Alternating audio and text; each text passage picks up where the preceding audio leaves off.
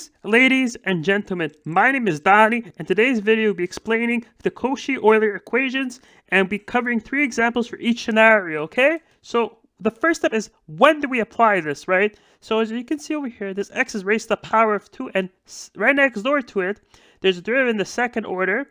And after over here too, you see this x is the power of 1, and derivative is in the first order. And what this means is that we can apply Cauchy Euler's equation. If you see this type of form, we can apply it. The first step revolves around us substituting this y equals to x to the m. And to get the next ones, we basically have to do derivative of x to the m. So basically x to the m is we have to apply the power rule for derivatives, and we get m minus 1, we put m on the bottom, and so forth for the second order. The next step is by substituting this in.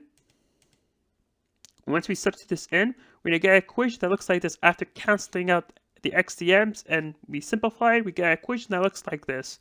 So basically we have to apply any root finding method, let's say a quadratic formula. And now we have for step 3, we have to choose between if it's distinct real roots or repeated real roots or complex conjugate roots. I'll be explaining this in an example because I find that example would show this a lot more simpler. Why is this a Cauchy Euler? Because over here we have an x raised to the 2, and we have a derivative right next door to it, to the second order, and so forth and so forth. So then we can apply Cauchy Euler. So the first step is by studying this y equal to x to the m, and after we do a derivative of that, we get this, and after we do a derivative on top of this, and we get this. So basically we gotta substitute this in over here. Once we substitute this in, we acquire this. Then the x2 over here, we write it like this. The x2 will cancel out over here. The x divided by x, we cancel out over here. We write it like this. And now we're going to substitute this x to the m term outside, and it's going to disappear.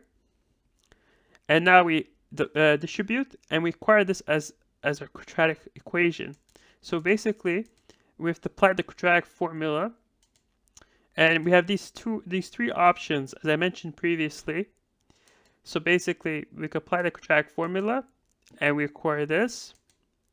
And from this, we acquire, it's going to be distinct real roots. And the reason why is because we have 2 roots that are different, as you can see. So we have 4 plus the square root of 24, and so forth. So we're going to have real roots. And that means we got to just substitute this portion inside this m1. So m1 goes with m1, and m2 goes with m2. So basically, we have to apply this thing, and I get an answer like this. Question 2. We can still apply the Cauchy rule to this differential equation because the x's and the derivative order are proportional. And I'm going to show you what I mean by that. So the first step, as usual, is to apply this y equals to x to the m. Okay? So we basically take a derivative again and again, and we acquire this. And now we got to substitute this inside the equation. Once we've done substituting this inside the equation, we acquire this. The x, we have to cancel this x over here. So basically we write it like this. This x goes away. Then we bring it back on the top. And now we have this xm minus 1 on both sides over here. Okay? And this is what I meant by proportional. As you can see, this term appears twice, and they're the same. So we can take this out, and it's going to disappear. So it's going to disappear now. And now we use some algebra to solve this portion. We get m squared equals to 0. Now we go back in our little toolbox. We apply the quadratic formula. So once we apply it, we still get 0, right? And that means we have only 1 root. So now we go in our little toolbox over here, and we see all these options that we could apply. And the one that sticks out the most is the repeated real roots. So basically, we have to use this one over here. So basically, we put this m value, which is 0, inside of here. Basically, we're going to end c1 plus c2 equals ln x. And that's what we get as an answer. Question 3. So over here, as you can see, the x's in front have the same power as the derivative order. I see over the x over here has a power of 2, and the derivative order is 2. So that means you can apply Cauchy's rule.